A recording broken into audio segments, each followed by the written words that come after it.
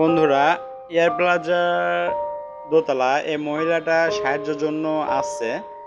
তো তিনি এসে বলতেছে যে আমার ছেলে মাদ্রাসাতে পড়ে, আমাকে একটু সাহায্য সহযোগিতা করেন। তো সেইখানে আমার বস তাকে ডাক দিয়ে বলল যে আপনার ছেলে মাদ্রাসাতে পড়ে, কোন মাদ্রাসায়? তো সে বলল যে অমুক জায়গায় অমুক মাদ্রাসায় পড়ে। ঠিক আছে, তার বাড়ি নাকি হচ্ছে বাক্সিপাড়ার ওই সাইডে। তো সে বলল যে তাহলে আপনার ওই ছেলে যেখানে পড়াশোনা করে সেখানকার নাম্বারটা আমাকে দেন, আমি একটু কথা বলে আপনাকে আমি আর্থিক সহযোগিতা করব মোটা অঙ্কের। তো সেখানে মহিলাটা উত্তর দিল যে আমার কাছে নাম্বার নেই। তো বললো আপনার মায়ের নাম্বার দেন, সেটাও নেই। বললো কি আপনার হাজব্যান্ডের নাম্বার দেন, সেটাও নেই। ওনার সঙ্গে ওনার হাজব্যান্ডের ছাড়াছাড়ি হয়ে গেছে এই কথা বলে মহিলাটি চলে গেল। আসলে এরকম প্রতারক অনেক জায়গায় হচ্ছে।